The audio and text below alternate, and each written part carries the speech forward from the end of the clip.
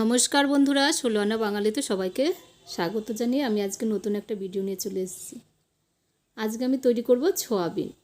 এরকম করে প্রসেসে তৈরি করে খেয়ে দেখবেন, মনে হবে না যে আপনি সোয়াবিন খাচ্ছেন না মাংস খাচ্ছেন। একদম মাংসের মতো লাগবে এবং বুঝতেই পারবেন না যে এটা সোয়াবিন। তাহলে চলুন রেসিপিটা দেখে নিই।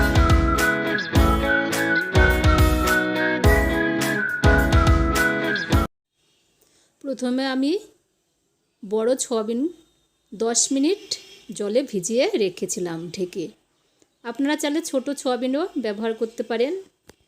এবার 10 মিনিট পরে আমি ওই সোয়াবিনগুলো অন্য একটা পাত্রে তুলে 4 থেকে 5 বার ভালো করে ধুয়ে নেব।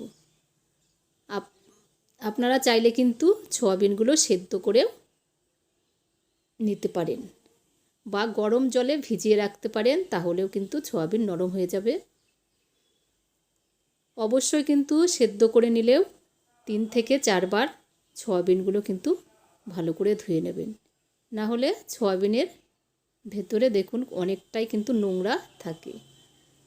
এরকম করে আমি 4 থেকে 5 বার ভালো করে ধুয়ে নিলাম। যতক্ষণ না সোয়াবিনের জলটা আমার পরিষ্কার হয়ে যাচ্ছে ততক্ষণ কিন্তু আমি সোয়াবিনগুলো ধুয়ে নিচ্ছি। 4 বার ধুয়ে নেওয়ার পর জলটা কিন্তু পরিষ্কার হয়ে গেছে। ভালো করে চিপে চিপে সোয়াবিনগুলো রেখে দিলাম। এবার সোয়াবিন তৈরি করার জন্য 2টো বড় সাইজের পেঁয়াজ কুচিয়ে নিয়েছি, রসুন নিয়েছি 1 গোলা পেস্ট করে, 2 ইঞ্চি আদা নিয়েছি পেস্ট করে, আর 5টা কাঁচা লঙ্কা পেস্ট করে নিয়েছি। টক দই নিয়ে নিয়েছি ফেটানো, আর টেবিল চামচে 3 চামচ নিয়ে নিয়েছি পোস্ত বাটা। এবার ওভেনে কড়াই বসিয়ে দিয়েছি, গরম হয়ে গেছে। ওর মধ্যে টেবিল চামচে 3 চামচ দিয়ে দিলাম সর্ষের তেল।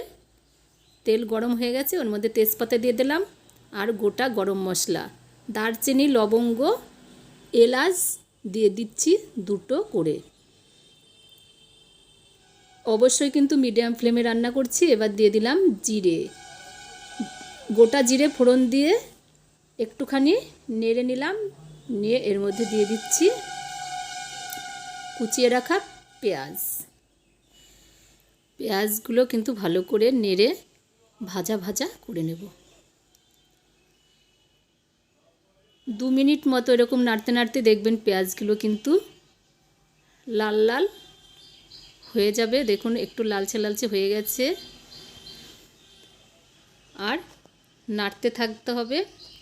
দিয়ে নাড়তে নাড়তে পেঁয়াজগুলো লাল লাল হয়ে গেছে। এবার ওর মধ্যে আমি দিয়ে দিচ্ছি আদা বাটা, রসুন বাটা, লঙ্কা বাটা দিয়ে ভালো করে আবার সব কিছু দিয়ে কষিয়ে নিচ্ছি। ভালো করে আবার একটু নেড়ে নিলাম। 40 থেকে 45 সেকেন্ড মতো কিন্তু এরকম ভালো করে নেড়ে নিলাম।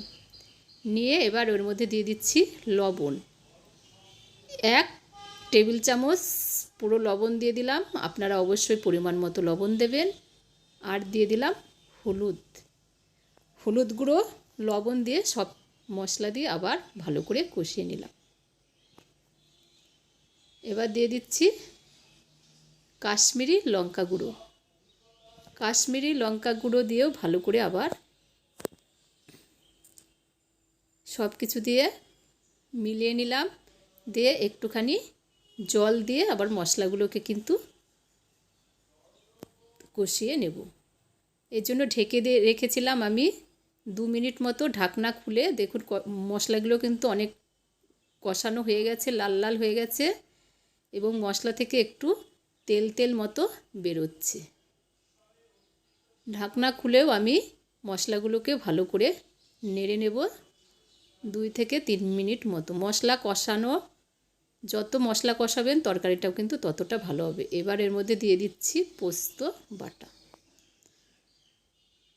আর টক দই দিয়ে দেব 3 টেবিল চামচ। ছোট 1 বাটি টক দই নিয়েছিলাম, পুরোটা কিন্তু দেব না, না হলে কিন্তু তরকারিটা একদম টক হয়ে যাবে। এই জন্য আমি 3 টেবিল চামচ ফেটানো টক দই দিয়ে দিলাম। দিয়ে আবার ভালো করে কিন্তু মশলাগুলো কষিয়ে নিতে হবে। টক দই পোস্ত দিয়ে ভালো করে আবার 2 থেকে 3 মিনিট মতো মশলাগুলোকে ভালো করে নেড়েচেড়ে কষিয়ে নিলাম। এর মধ্যে দিয়ে দিলাম 1 টেবিল চামচ জিরে গুঁড়ো। জিরে গুঁড়োটা দিয়েও কিন্তু ভালো করে আবার একটুখানি নেড়ে নিচ্ছি। জিরে গুঁড়ো দিয়ে 1 মিনিট মতো ভালো করে নেড়ে কষিয়ে নিয়ে এবার এর মধ্যে দিয়ে দিচ্ছি জল।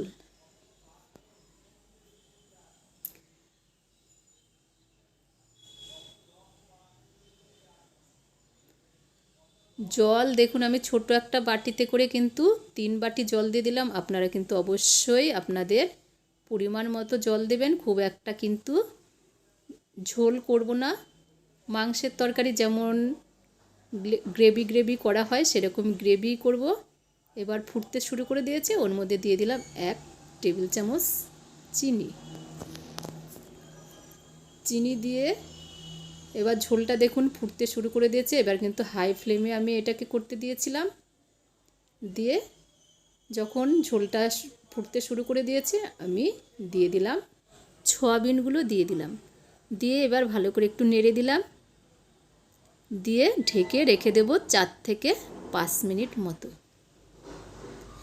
একদম সহজেই কিন্তু এই রান্নাটা হয়ে যায় আর খুবই টেস্ট হয়, একদম মাংসের মতো। আপনারা খেয়ে বুঝতেই পারবেন না যে মাংস খাচ্ছেন না সয়াবিনের তরকারি খাচ্ছেন। আমার ভিডিওগুলো যদি ভালো লাগে অবশ্যই লাইক করবেন, বেশি বেশি করে শেয়ার করবেন। আর যে বন্ধুরা এখনও আমার চ্যানেলটিকে সাবস্ক্রাইব করেননি তাদের কাছে অনুরোধ রাখছি আমার চ্যানেলটিকে সাবস্ক্রাইব করার জন্য।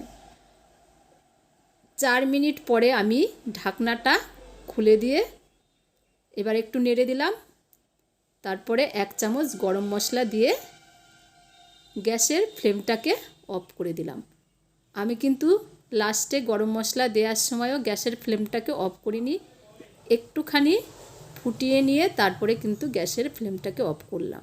গরম মশলার গুঁড়ি দেওয়ার পরে একটুখানি ফোটালে গরম মশলার সেন্টটা সয়াবিনের মধ্যে চলে যাবে, আরও বেশি টেস্ট হবে। তারপরে আমি গ্যাসের ফ্লেমটাকে অফ করে দিয়ে একটা পাত্রে সার্ভ করে নিলাম। দেখুন কতটা সুন্দর হয়েছে, অবশ্যই খেয়ে আমাকে কমেন্ট করে জানাবেন। সবাইকে ধন্যবাদ দিয়ে আজকের মতো ভিডিওটা এখানে শেষ করলাম।